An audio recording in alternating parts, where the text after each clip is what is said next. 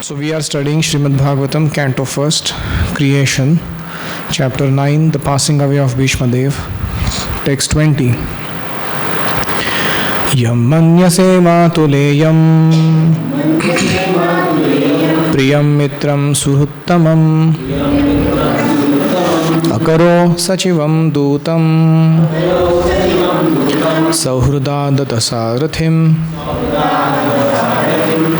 Translation: O King, that personality whom out of ignorance only you thought to be your maternal cousin, Matula, your very dear friend, Priyam Mitram, well-wisher, Suhruttamam, counselor, Sachivam, messenger, Dutam, benefactor, Sauhruda, and as well as Sarathi, etc., charioteer, is that very personality of Godhead, Shri Krishna. Purport: Lord Shri Krishna, although acting as the cousin, brother, friend, well-wisher, counselor, messenger, benefactor, etc. of the Pandavas, was still the Supreme Personality of Godhead.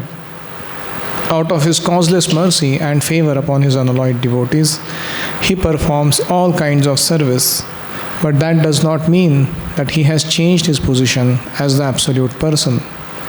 To think of him as an ordinary man is the grossest type of ignorance. So we thank everyone for coming for studying Srimad Bhagavatam.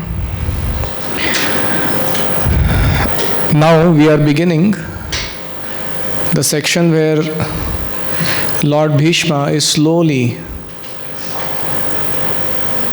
drifting his consciousness towards the topics of Krishna directly. Earlier, he talked about the Pandavas. Then he also talked about how they should run their king's business. And then he is talking about what kind of relationship they have shared with Krishna, the Supreme Personality of Godhead. So typically we know Krishna was their cousin. How many of you have cousins? How do you deal with them? Exactly like that, Pandavas also deal with Krishna.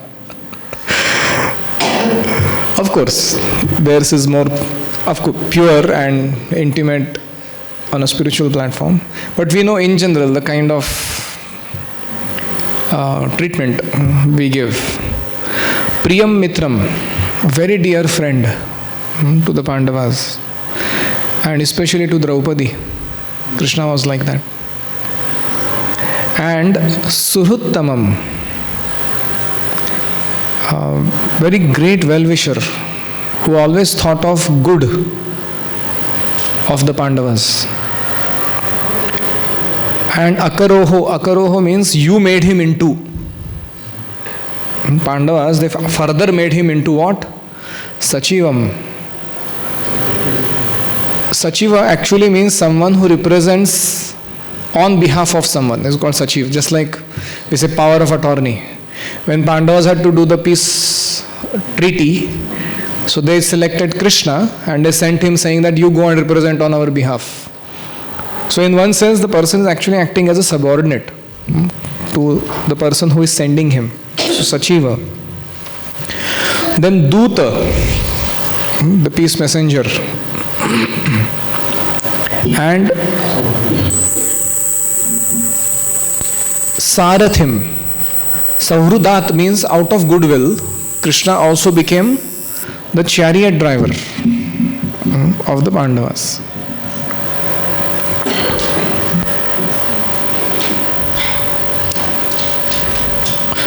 I remember one time, I told you this, in our temple, sometimes sannyasis, they have to undergo a lot of peculiar problems based on the Indian setting that we have.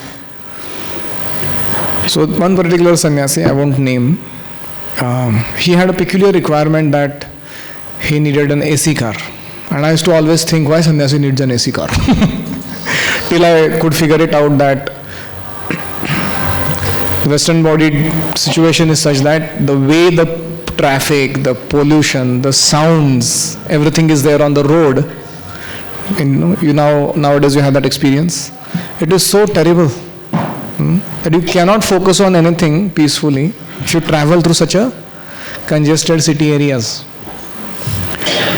So one time, one devotee from our temple, who was the driver, was driving, and this devotee, his driving was little far out. He was really fast, careless, and suddenly speed up, suddenly brake, that kind of driving. And I was under tension because Maharaj is sitting, in the vehicle and is driving like this. So at one point of time, the sannyasi looked at me. Would you mind if this devotee is told not to drive? I said, I don't mind, but who will drive? Because I don't know driving at that time in this kind of setting. I will drive. He said. And then he got out of the car, came on the other side, put this driver into his seat and sannyasi into driver's seat, and he drove us to all the programs, the 2 programs that we had, full engagement. And I was feeling so bad. I said, what is this? But then I also understood that the sannyasis in ISKCON have done all type of service in the background. They don't need us actually. They can manage themselves. They know what is to be done, where and how. And when they appear to be asking us some favor or help, can you do this for me, that for me, we should understand it is for our benefit. To engage us in some service that they are asking such a thing to be done. So many times I have seen this. They may ask you to do something, and if you are not capable enough or talented enough to do it properly, they jump into that service and do it exceptionally well. One time I told you how I got chastised by Chandramouli Maharaj for cleaning improperly. The mop that I used for the floor, I also used it for the table where the prasadam was kept. Mlecha, he called me. I said, wow, that's an interesting one. He said, this is not cleanliness. So all my so-called pride of being born in Brahmin family was over that day. He said, give it to me. So I gave the mop in hand. Then he actually cleaned the room and he showed me how to clean. What does it mean to clean properly? I said, nice, thank you. Another time there was Suhotra Swami. He was doing his Agnihotra.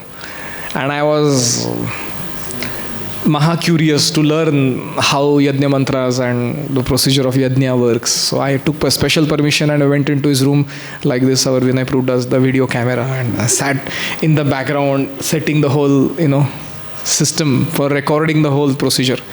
So in the beginning he was trying to recite the mantras, do the procedure. At one point of time he became, somebody is watching you like that all the time, you feel overconscious.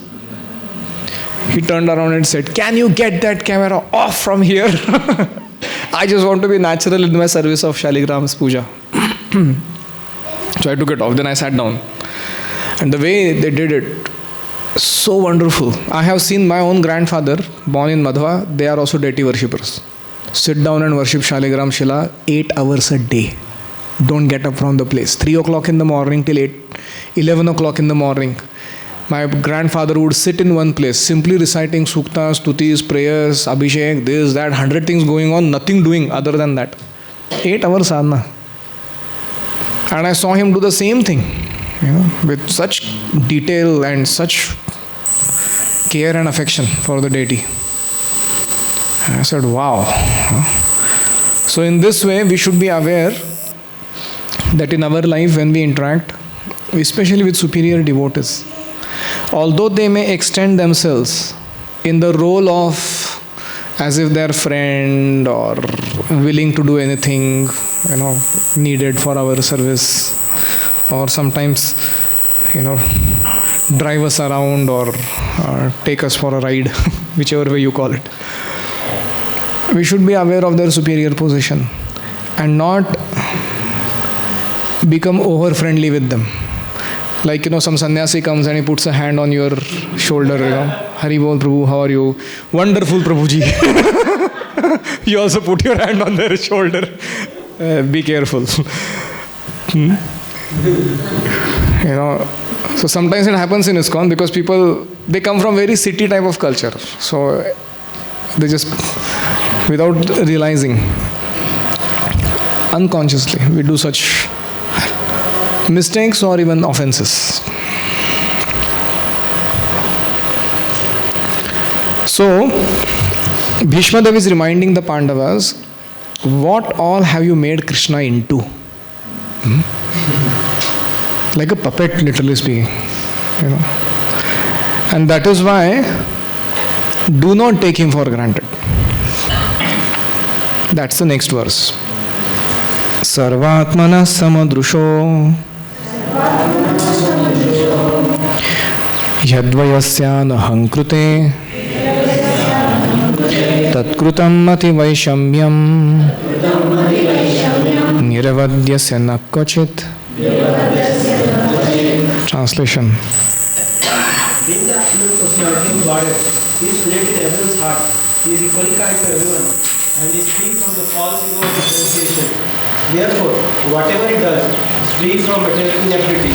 He is deeply balanced. So, what are the beautiful qualities of the Supreme Lord? First, it says, He is Kaivalya. Kaivalya means there is nothing except Himself, anywhere in this creation that you see around. Now, this is not to endorse impersonalism. Sarvatmanaha means the Lord has situated Himself in the hearts of all living beings. Samadrushaha means He is always having equal vision towards all living beings. Advaya. Advaya means there is no one like Him, another fellow. Advaya. Asama urdhva. The Lord has got no one equal to Him or superior than. Advaya. मतलब इनके जैसे ये एक ही है. And then anahankrute. He has no false ego. Sometimes we tend to think of Krishna, especially when we hear certain verses in Bhagavad Gita, aham sarvasya prabhavo mattaha sarvam pravartate. And we think, क्या भगवान हो गया तो क्या हो गया, इतना क्या,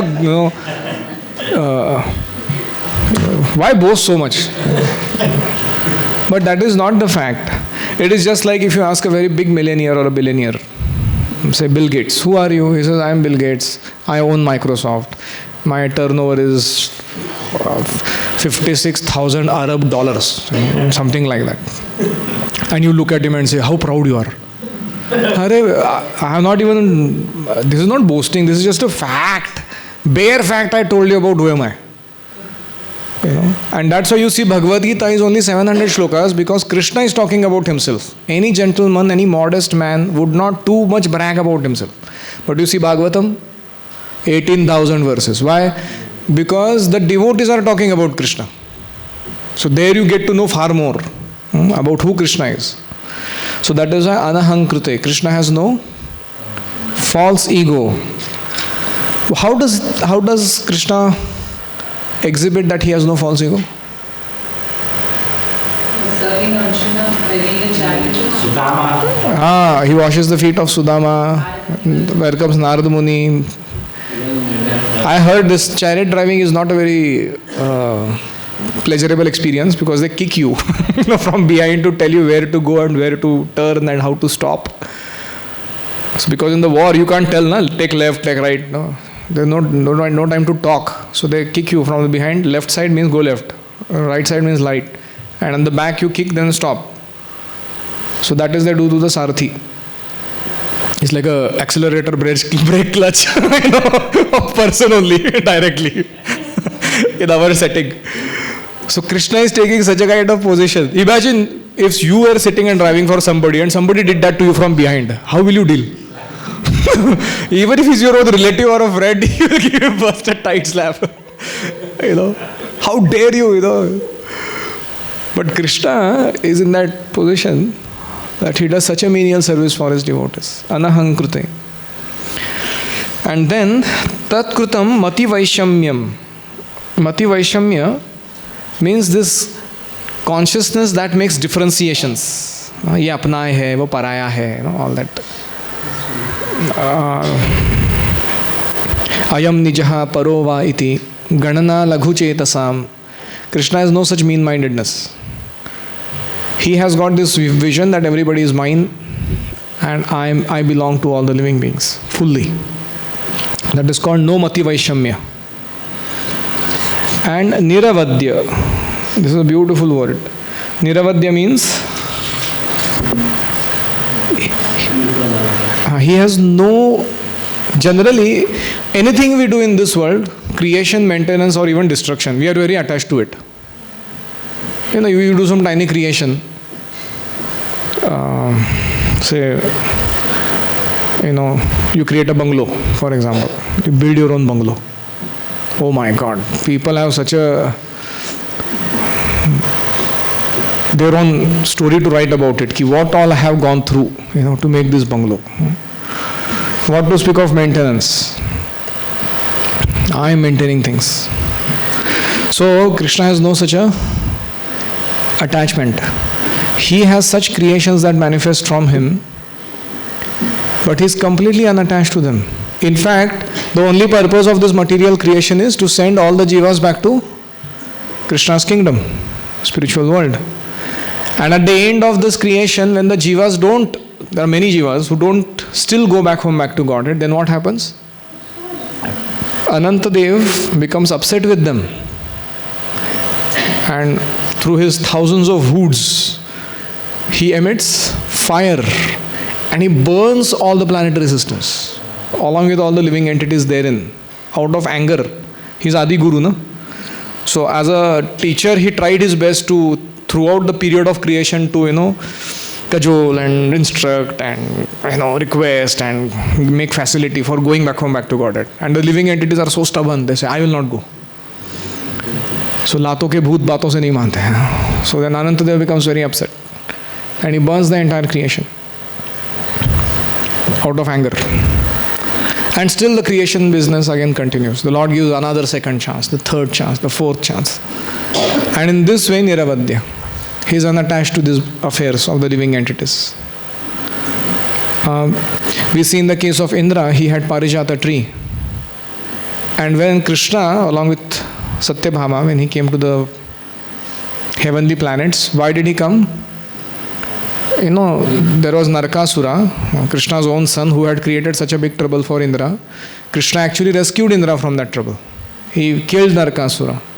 It is said Satyabhama was also equally participating in the battle against Narkasura, killing their own son actually. And at that time, Indra became so joyful that finally, my mother Aditi's Karna Kundal and other things that were taken away by the demons have been brought back and everything was so nicely arranged.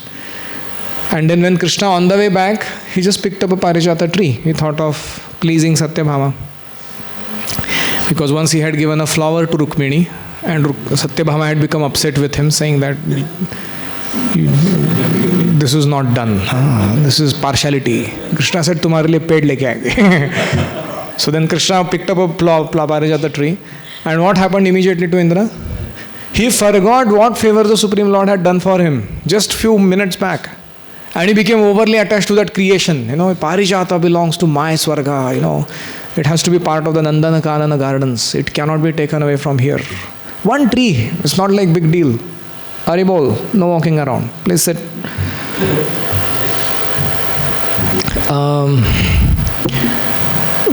Then comes the whole fight. Now Indra is fighting against Krishna for what? For Parijata. And it is said that Krishna defeats all the demigods and still takes away the Parijata tree from their custody. And then they realize, what kind of foolishness are we doing, having endorsed to the views of this Indra. And then they also chastise him, saying that what was the need for us to do this offense to the Supreme Lord.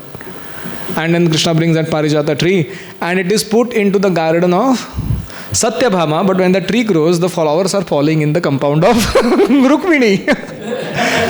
That's Krishna. So, how did I tell that?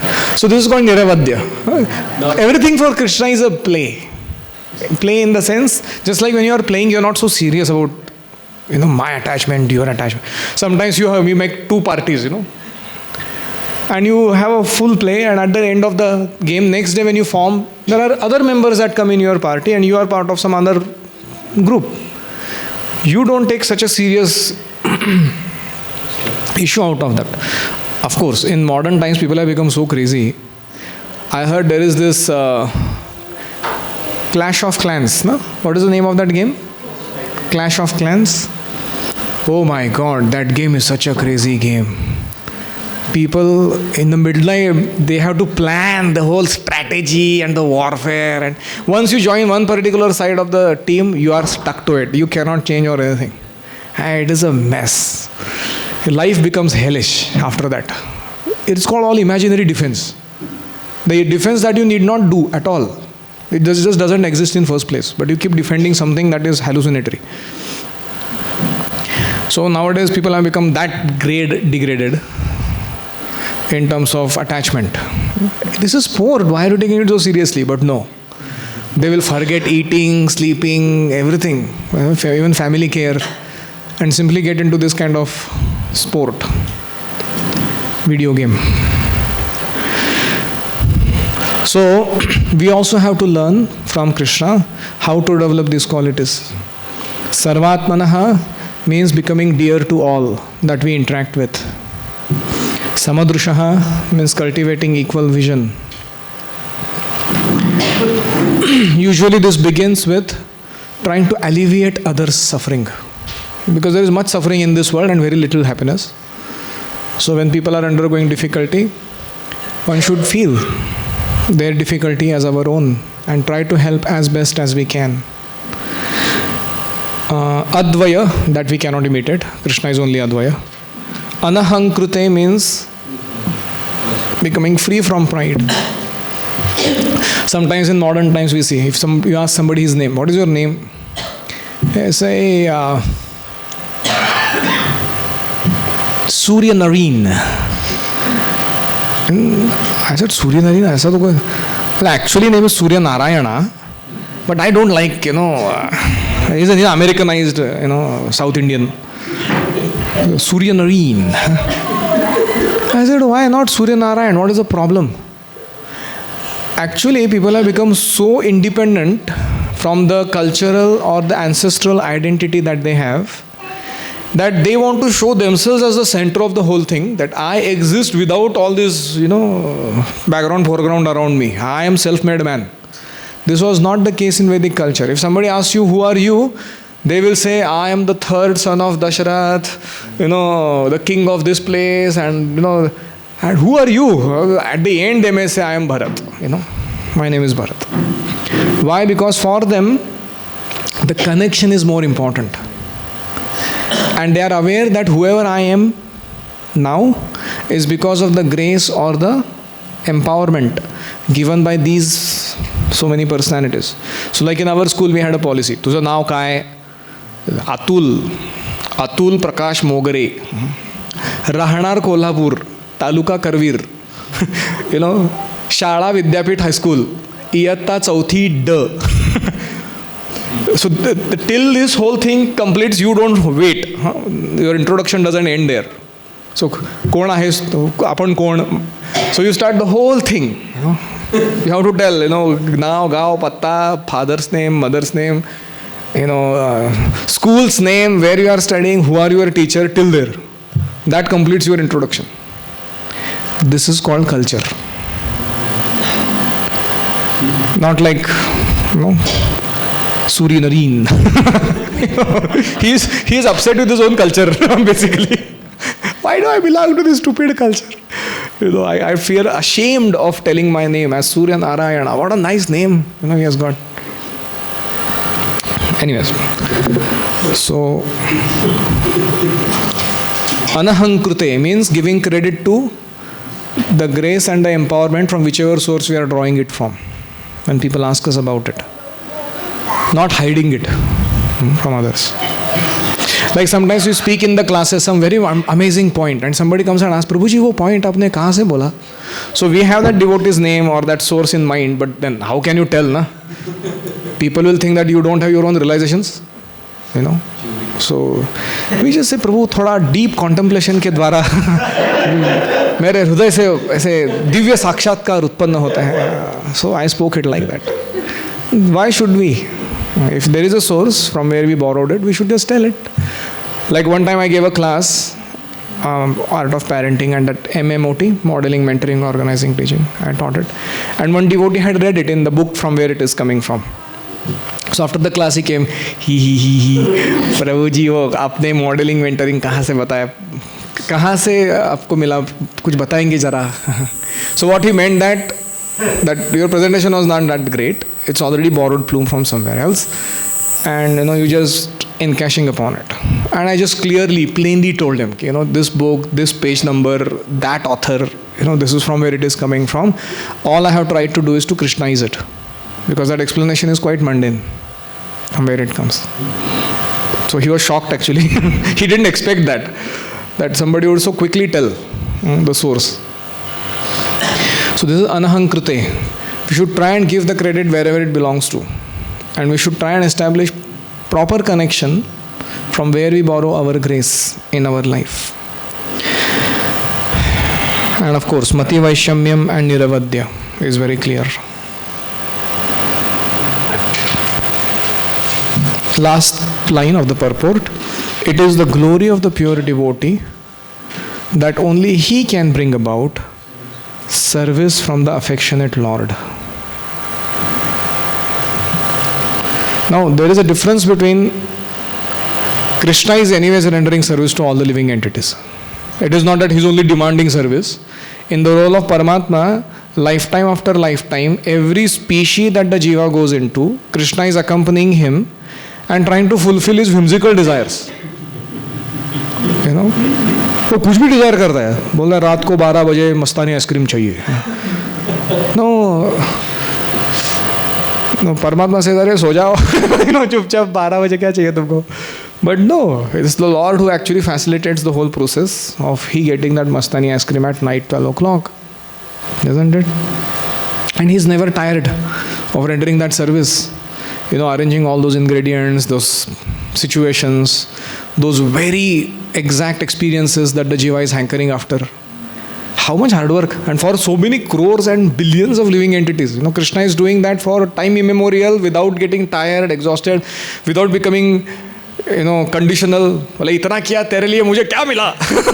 At the end, you are always like this, exploiting me.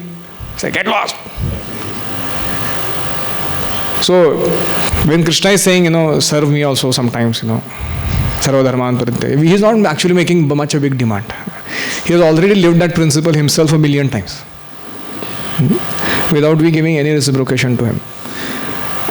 So it is not that it is a unique thing that Krishna is doing. He is serving all the jivas, serving in the sense, facilitating their enjoyment in that context.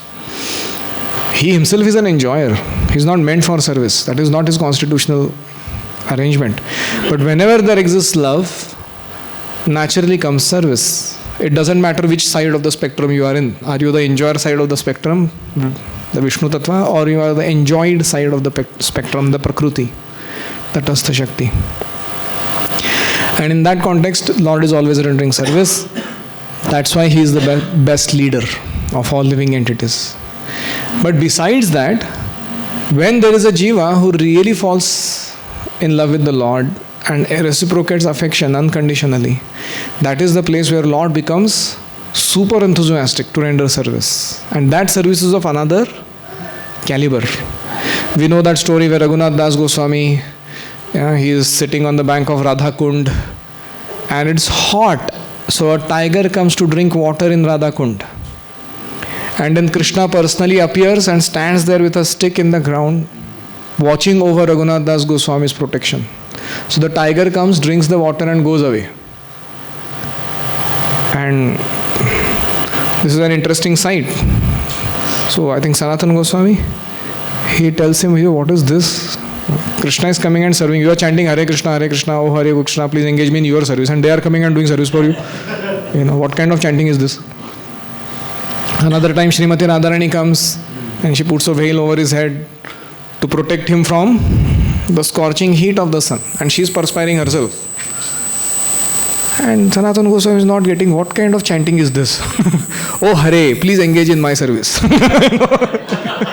So he gets really upset with him. He said, you better make a small bhajan kutir for yourself. This is too much trouble. We know that story where Rupa Goswami wants to cook on the birthday of Sanatana Goswami something, and he has nothing. Typical ISKCON devotees. Just like our brahmacharis, they first sit in the taxi or the auto, they go half the distance, and then they ask who has money. And the conclusion is nobody has it. Usually nobody carries it. ठीक है, उधर जाके देख लेंगे. So for whichever point they go and reach the next point, then they ask somebody, borrow or whatever. कि प्रभु थोड़ा, So this is like height of transcendentalism. So Rupa Goswami also, he didn't have anything to cook with. So, but he had a great desire. I should cook something nice. There comes a beautiful girl. She hands over all the ingredients. And she sees that Rupa Goswami is also busy with his writing, bhajan. She says, I'll help you out with cooking also. And she actually makes the kheer. And keeping it there, she goes away.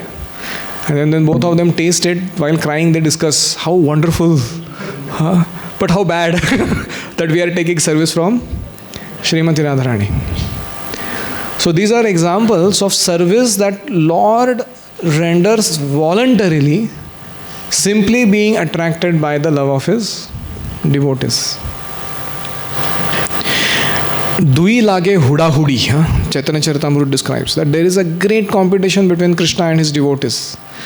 The devotees simply want to serve Krishna and take nothing from him.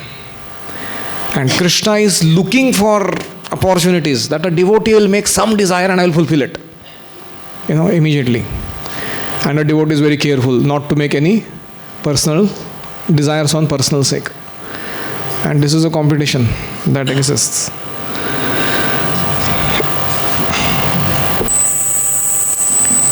Now, tathapi ekanta bhakteshu pashyabhupanukampitam yanme sumstyajata sakshat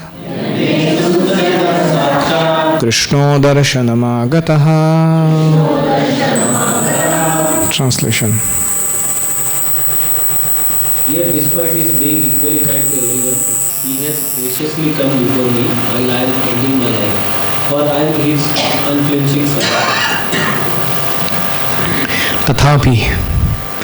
So although Krishna is equipoised, equibalanced, equal to all that, still he is partial. Tathapi ekanta bhakteshu, those who are unflinching servitors of the Lord. So this word unflinching is a Prabhupada's dictionary.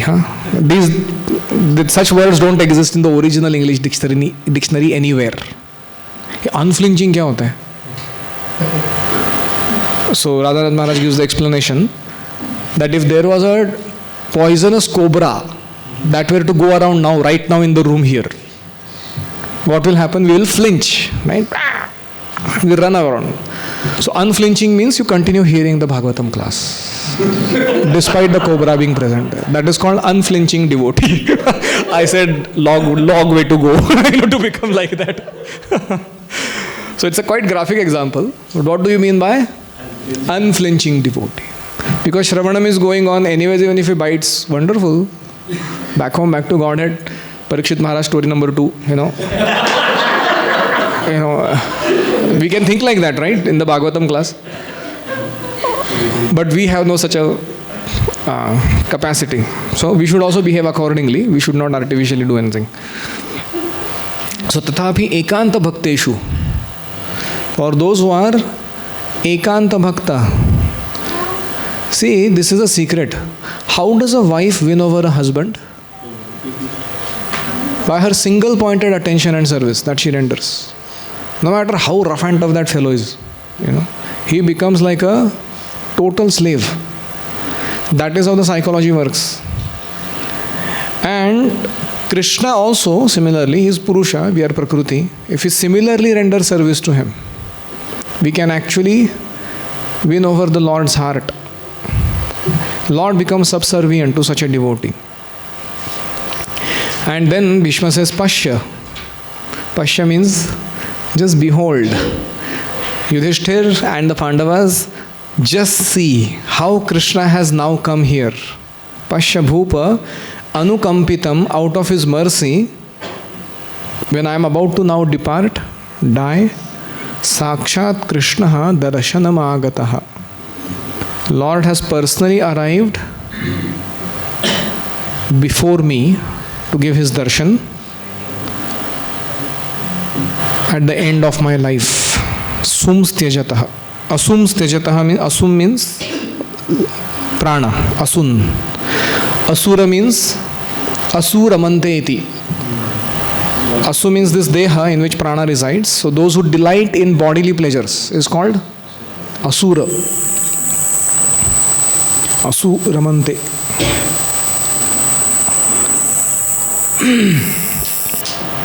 So Asun Tyajataha. At the time when I am about to give up my life, Krishna has personally arrived. Now you can see the shift of consciousness from worldly topics to Pandavas to generic glories of the Lord to the specific relationship between Bhishma and Krishna. That is how the flow is going of these verses. And further it will become even more intense as this continues. Now there is a last line in the first paragraph. A living entity is so made by the will of the Lord Almighty that he is most happy when placing himself in a condition of absolute dependence. Next line. The opposite tendency is the cause of fall down.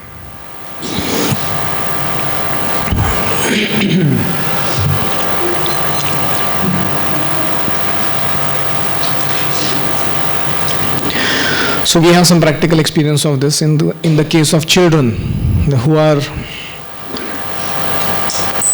in the condition of absolute dependence on the parents. So who is enjoying and who is undergoing tension? The children are enjoying and the parents are typically undergoing tension. So we have practical experience of this phenomenon. In the same manner, in case of devotional service, a devotee puts himself in a position of absolute dependence. You see Prabhupada's prayers on Jaladuta. They are a typical representation of that dependence on Krishna. Why do we recite any prayers in the beginning of our classes or before starting any spiritual or even mundane endeavors? Is actually to declare our dependence on the Lord. That I am not going to speak now. I beg you that you through the parampara please speak through me. So in that mood we recite those prayers. And when we are doing our service in this mood, we are always very happy. It does not matter in terms of what kind of material quality of presentation we are able to make.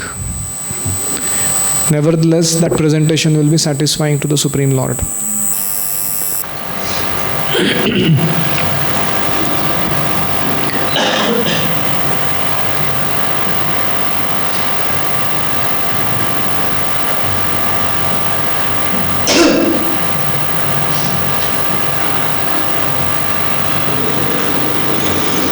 Now Prabhupada talks a little more about how Bhishma is so...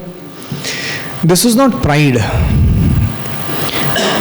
Bhishma is basically delighting in bhakti that he has been empowered to render in an unflinching way. He is actually happy that throughout my life I could render such an unflinching devotional service. And that is what he is talking about, the glories of devotional service, not the glories of himself. So Prabhupada says in the third paragraph, the appearance of Lord Krishna at the deathbed of Bhishmaji is due to his being an unflinching devotee of the Lord. Arjuna had some bodily relation with Krishna. That was stated before, Matulayam. And because Krishna happened to be his maternal cousin. But Bhishma had no such bodily relation. Therefore, the cause of attraction was due to the intimate relation of the soul. Yet, because the relation of the body is very pleasing and natural, the Lord is more pleased when he is addressed as the son of Maharaj Nanda Yashoda or lover of Radharani. This affinity by bodily relation with the Lord is another feature of reciprocating loving service with the Lord. Bhishma Dev is conscious of this sweetness of transcendental rasa, that humor means rasa, and therefore he likes to address the Lord as Vijaya Sakhe, Partha Sakhe, exactly like Nandanandan, Yashodanandan. The best way to establish our relation in transcendental sweetness is to approach Lord through his recognized devotees. One should not try to establish the relation directly. There must be a via medium which is transparent and competent to lead us to the right path.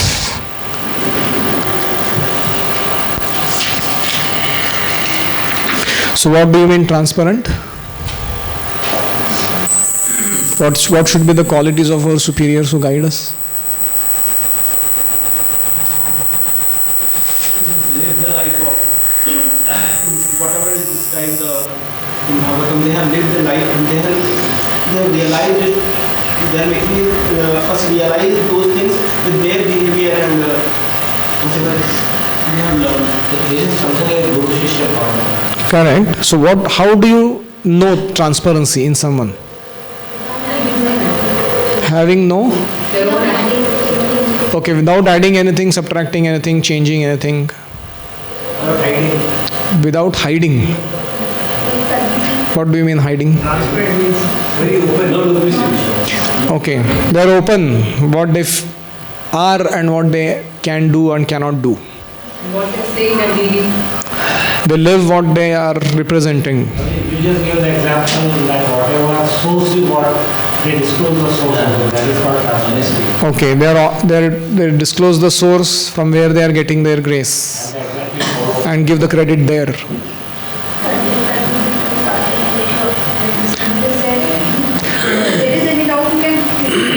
So they apply pranipata pariprashna seva in relation to their superiors. That means they are transparent. Any other?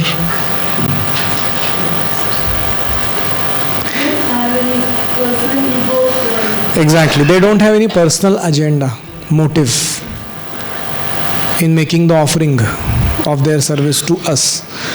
So wonderful. All these are very valid points about transparency. Every time Prabhupada says this word, transparent via media of the spiritual masters. We have to understand what it means. There is Krishna, and here are us, and then there are acharyas who are like transparent glass, in between. So anytime you have to look towards an acharya and consult them for anything, straight through, you actually see Krishna, hear Krishna, and know his will through them. That is the meaning of transparent via media. So we also have to qualify ourselves to become like this, especially when we become teachers or brahmanas representing our mission to the world around, that we don't become opaque. So personal sense gratification and misinterpretation, dilution of the message, or lacking academic and moral integrity in representing that message, they actually make us opaque, and we should avoid such non-transparency. Academic and moral integrity. Academic integrity means you don't quote scripture to suit your interests. Like sometimes people, they want to say somebody doesn't want to do their duties in this world properly, towards their, say, parents or family members or whatever. So then they quote that verse, Tyaktva swadharmam charanam bhujam harer bhajan apakva athapatet tato tatra kva abhadram abhudamushakim. What wrong has it been done? That kind of. So we may misquote to justify our. And moral integrity, we all are aware. Moral integrity means, I gave that example. One of our temple driver was driving myself and Radheshampur, and we were going, sitting at the back. And he, red signal, he broke it. Just like that. And the mama was hiding somewhere. He came out, he said, hey, come here, park your vehicle. So then he went down and we are Hare Krishna, we are ISKCON, you should let us go, that kind of talk. And Radheshampur looked at me and said, you get down and go and pay the fine, whatever that guy is asking, So then I went and I sorted it out, gave him fine, gave him prasadam also, everything. We came back. And I knew that this driver ka champi hone wala hai abhi. So Radheshampur took the case in hand. He said, why did you do that?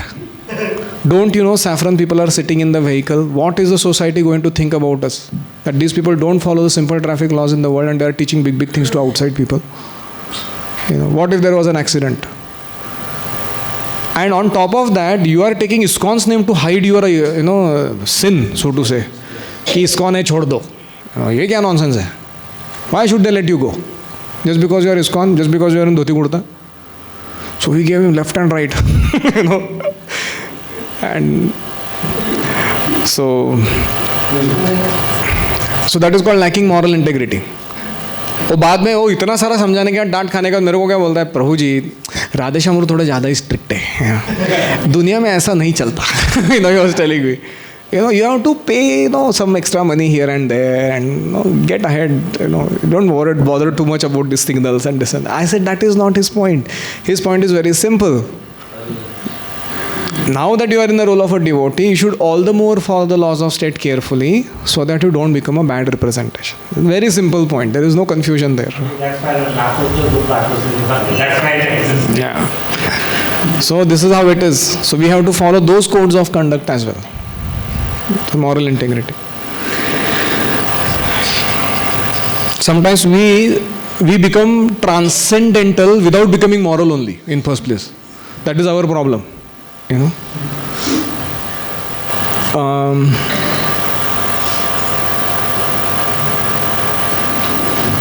Is morality inbuilt in Krishna consciousness?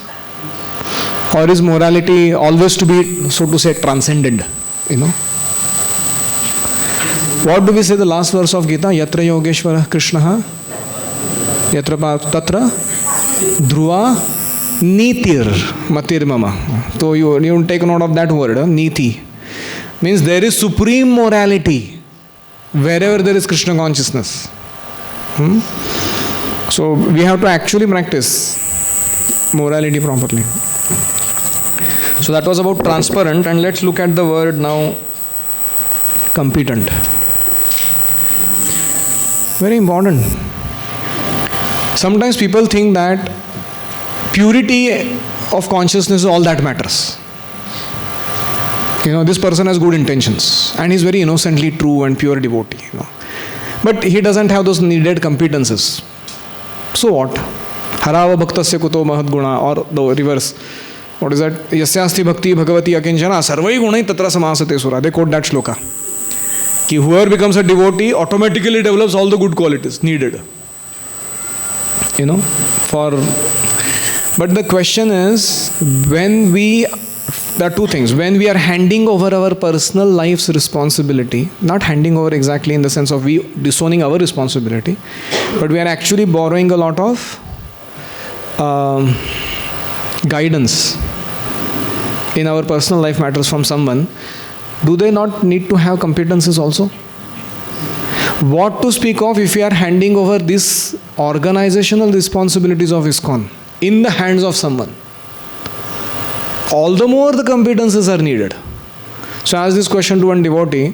If your pure devotee spiritual master says to you that we have to go from Pune to New York and I have this airplane, I don't know anything about driving an airplane, but I'm a pure devotee. हम कृष्णा का नाम लेके बैठ जाएंगे हम लोग. We'll go. Will you go and sit in the airplane? And devotee said, Prabhu ji pure devotee बोल रहे तो करना ही चाहिए ना प्रभु जी. I said, you didn't get what I'm asking you. we are not denying the purity part of the story. We are talking here now the competence part of the story. That is important or not? He said, क्या प्रभु जी pure devotee ने भी crash कर दिया plane का, तो भगवत धाम ही जाएंगे ना हम लोग. I said, Prabhu, you are not getting what I am asking you to do. Our devotees are really, of course, Krishna can empower anything, in a pure devotee, and he will just take you across. He can take you across the Bhavasagar. What is the question of the small ocean, Prabhu? From Bombay to New York is just nothing. So sometimes people become really lost, so to say. Like typically in our ISKCON, people will go and nag the sannyasis. मेरा बच्चा मेरा सुनता नहीं है, थोड़ा हमको मार्गदर्शन चाहिए. अभी क्या वो हर चीज़ के लिए वो सन्यासी को क्या what do you call? He is not an all-time solution. ATM के जैसा कि जाओ जो भी प्रॉब्लम है वो सब प्रॉब्लम सबके सब उनके पास ही सॉल्व करने. There are occasions when you fall sick, you go to the doctor. Not go to your pure devotee spiritual master कि मेरे को डेंगू हो गया है, प्लीज ठीक करा दो उसको. What is this craziness? So we have to completely realize the responsibility that we own in running our personal, practical, spiritual lives in the context of a material setting that we have. And we should not disown that responsibility and hand it over to somebody in the name of, oh, you are a pure devotee spiritual master, you tell us everything. And what do? Prabhupada says, Krishna never told Arjuna that you sit here and smoke ganja in the chariot, and I will drive and win the war for you. Despite having caliber of Arjuna's competence, Krishna made him only to fight. It was Arjuna who had to actually fight the war and win. So in the same manner, competence is also equally important in those whom we choose as our leaders. Not just the purity, the character part of it, the transparency part of it. Otherwise, why would Prabhupada mention it that way? One should not try to establish his relation directly. There must be a via medium which is transparent and competent to lead us to this right path. Any comments or questions? I think I have not bewildered you in any way.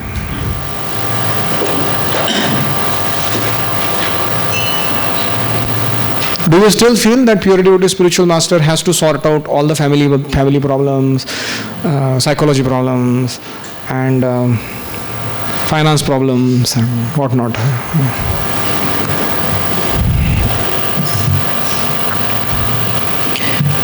Yes. We may not solve, but we can at least give guidance in one sense, because sometimes we feel like we are not capable of solving some problems. Question we can surely ask, but we should not expect. We don't put the whole onus on him that way. Yeah. In fact, the guidance giver has to be very careful to exactly know where I am not competent, and not to get into that track of guiding. For example,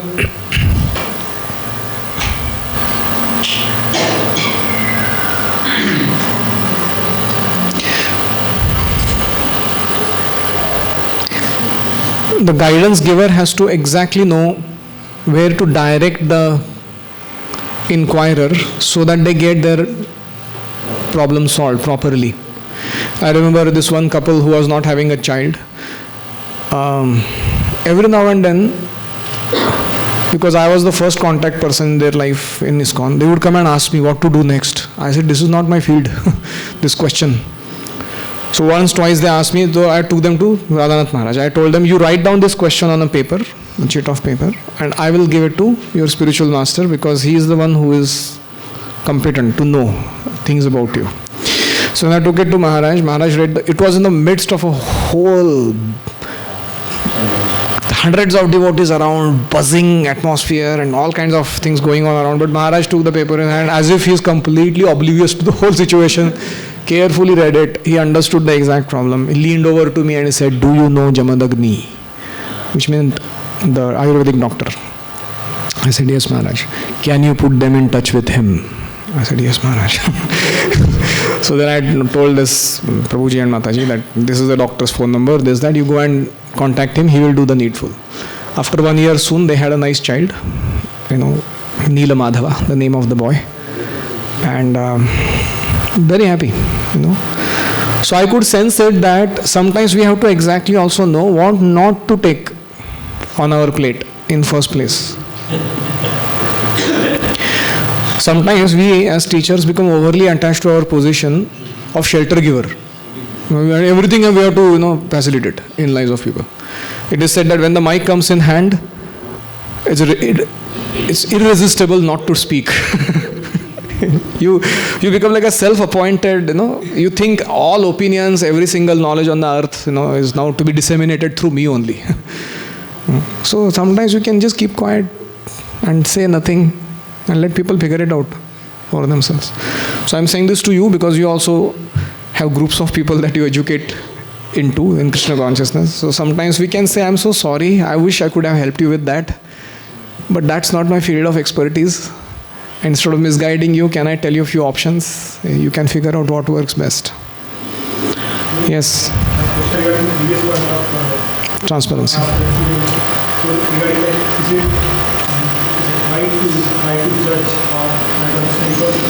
Yeah, the word is not judge, it's called discriminate. Judgment comes from our own mind, based on our own perceptions. Discrimination comes from Guru Sadhu Shastra.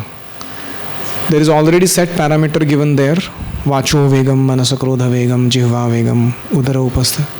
Etan vegan yo vishaheta dhiraha, sarvam abhimam. No? So there are objective criteria given in the scriptures of who can be treated like a spiritual master. So based on that, we discriminate. So we don't judge, but we discriminate. Make sense?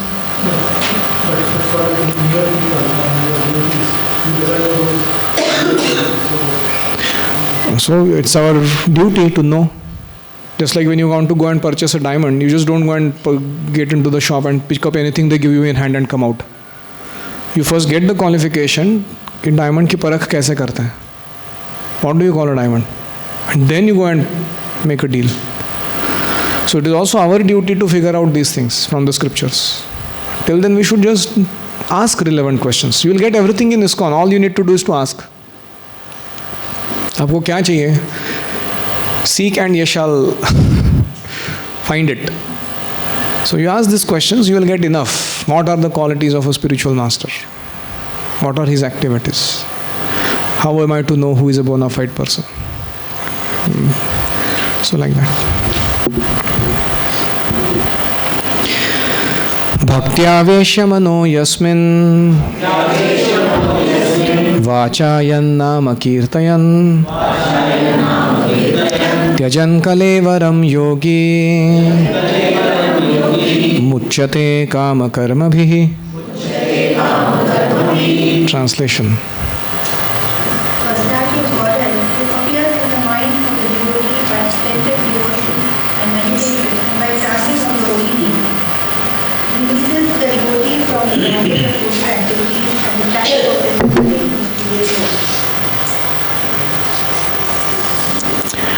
So, this is like an interjecting verse where Bhishma Dev is predicting what is going to happen.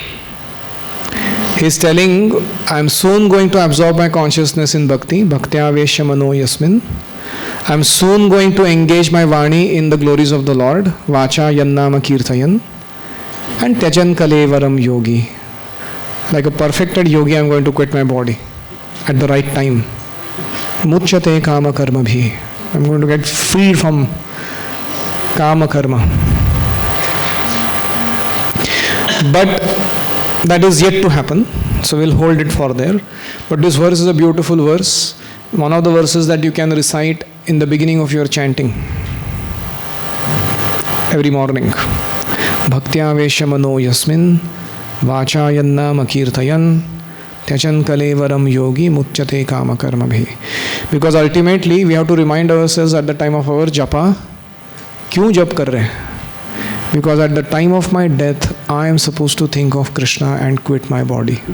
It's a preparation going on. So the better I do it now, I can be assured that it will happen then also. Somebody asked the question, what if throughout your life you really seriously tried to chant, and at the time of your death, some accidents or untoward happening and you couldn't think of Krishna, then what will happen?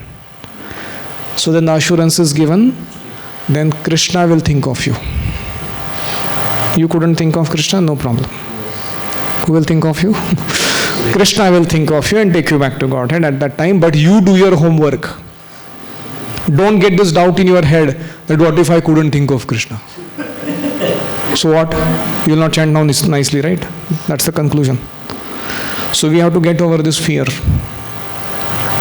That while in the good state of consciousness, we have to give our best to our chanting. So Prabhupada mentions the 9 processes of bhakti in the fourth, fifth line in the purport. Prabhupada first defines samadhi, and then one who concentrates his attention in the matter in this manner is called yogi. Such a yogi engages himself 24 hours daily so that his whole attention is engrossed with the thoughts of the Lord in the ninefold devotional service.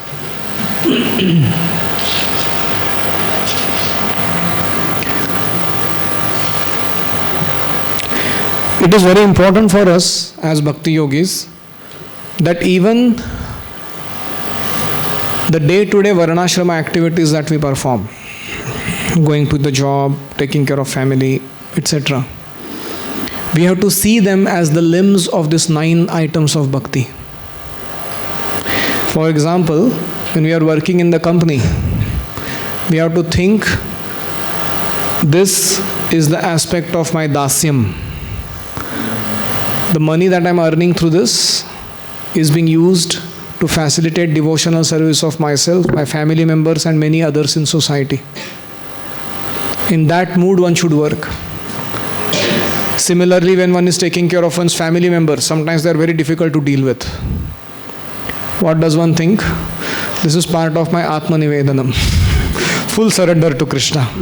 That He has placed me in this situation, dealing with difficult people in my life. I will give my best, just so that my ego becomes purified through the process, or my rough edges become smoothened in my personality, so that I become offerable to Krishna. So the Atma Nivedanam. So this mood is very vital, and that's what makes those even apparently material looking activities spiritual. So we have to connect. For example, when you go pluck the flowers for the deities, or you go and purchase the grocery for the Lord, to make bhoga, that's part of archanam. You're already doing deity worship. One has to be conscious when one enters into the mall, archanam. So can you think the connection? I'm entering into the mall and grains and vegetable and all this thing going on around. So this is archanam. This is part of archanam. So in this way, we have to connect even apparently mundane looking activities to these 9 processes of bhakti. And in our consciousness, we have to think like that. Now, what is the reward for doing that? By such practice of yoga or linking up in the service of the Lord, one is recognized by the Lord Himself.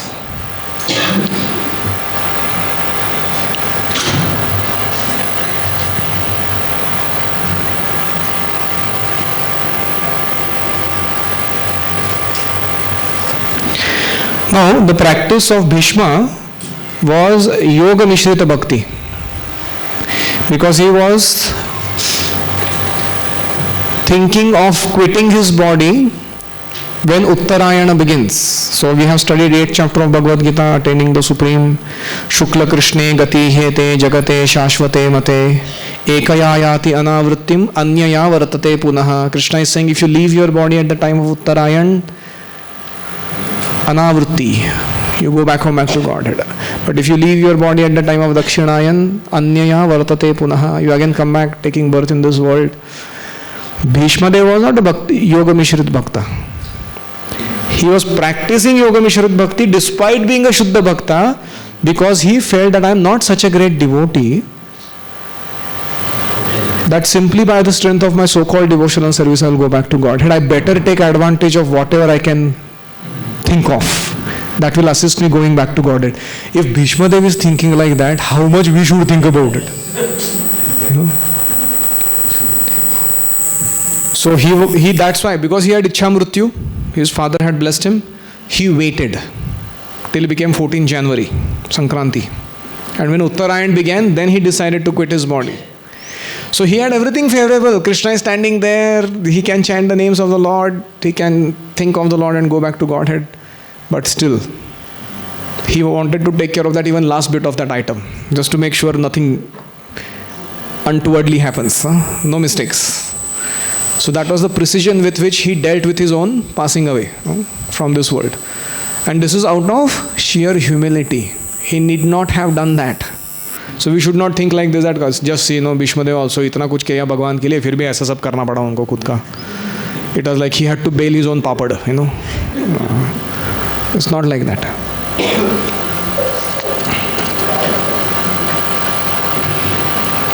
So Prabhupada mentions that at the end of that purport.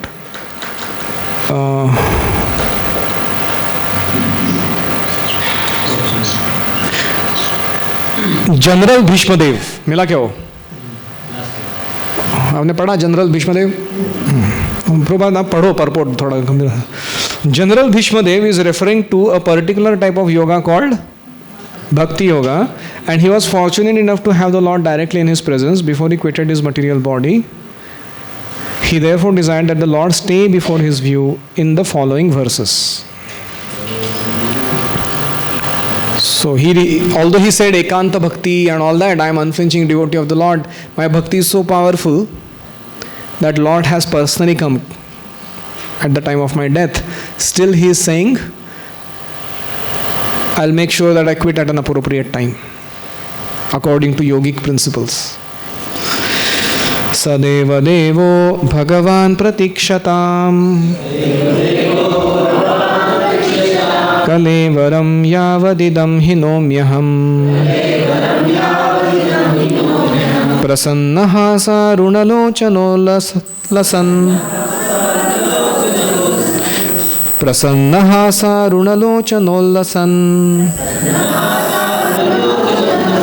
Mukhambujo Dhyana Pathaschaturbujaha. So I think from here they have borrowed that, Jab Prana Tan Se Nikale, that whole song is conceptualized originally from here. So this is the prayer of Bhishma Dev. Please read translation. Sutta Goswami said, before that. May my Lord, who is four-handed and who is beautifully decorated lotus face, with eyes as red as the rising sun, is smiling, kindly await me at that moment when I quit this material body. So this is also another prayer you can recite at the time of chanting. It's a very appropriate prayer. Sadeva Devo Bhagavan Pratikshatam Kalevaram Yavat Idam Hinomiyaham. When I am quitting my body, Kalevara. And what is the form of the Lord? I would like to meditate. Prasanna Hasa Aruna Lochano Lasat Mukhambujo Dhyana Pathas Chaturbhujaha. So we'll discuss in the next session once again. Any comments or questions?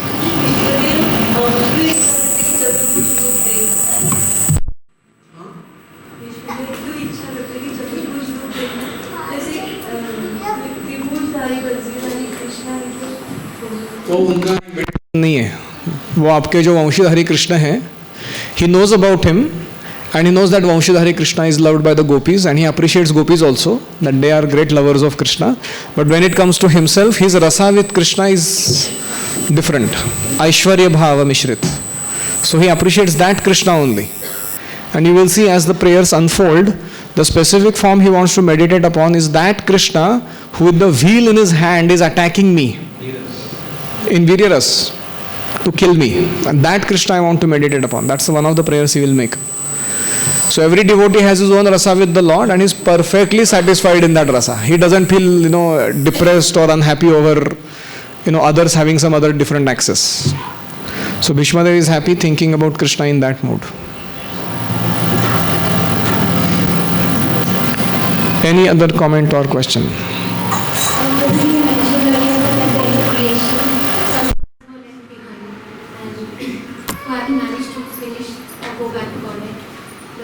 Creation is destroyed, they have to come back. But then it starts with Satya Yuga, which is like the golden age, and high caliber souls have to be present. So, how is it like the souls at the drag end of the creation is again? Yeah, I cut two parts. One part is every time the destruction takes place, it takes place at a note where it has become the most degraded situation of the universe. Just like Kali Yuga is ending, at that time Kalki Avatar comes and kills everybody, and then starts Satya Yuga. So how does that happen? Because everyone got killed by the hands of Kalki. They actually become purified beings, qualified enough to take birth as Satya Yuga Vasis. So that's one part of the story. How at such a degraded point of time also can such a transformation occur. And as far as the next creation, when it happens, is concerned, it is not that all jivas at the time of creation, whenever the next creation begins by Lord Brahma, they suddenly take their birth only as Satya Yuga Vasis. That Yuga concept is within the purview of this earthly planet. For higher, upper planet, lower planet, there is no such a Yuga and all that. So Brahma populates the whole of the universe. And all kinds of vicious living entities are good and vicious, both, are populated through and through the universe at the time of new creation. So depending on what are the seeds of desires that are remaining in the, so to say, the psyche of the Jivatmas, their subtle bodies, that type of bodies they acquire in their subsequent births, in the next creation that takes place. Make sense?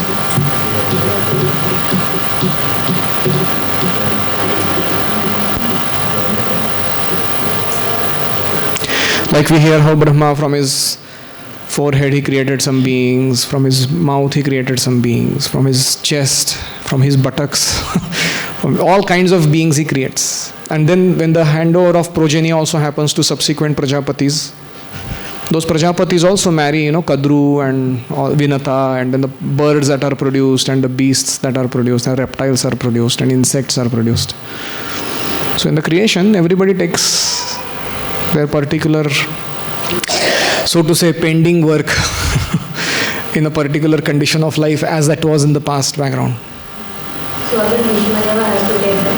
Who? Then how will all Yugas will come then? What about Bhishma Deva then? No. We are not talking here about perfected beings. We are talking about those beings who did not go back to Godhead at the time of destruction of the creation. What happens to them?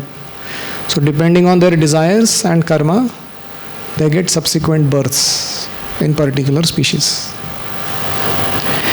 So thank you all very much. Srila Prabhupada ki jai, Grantaraj Srimad Bhagavatam ki jai, Gaur Premanande.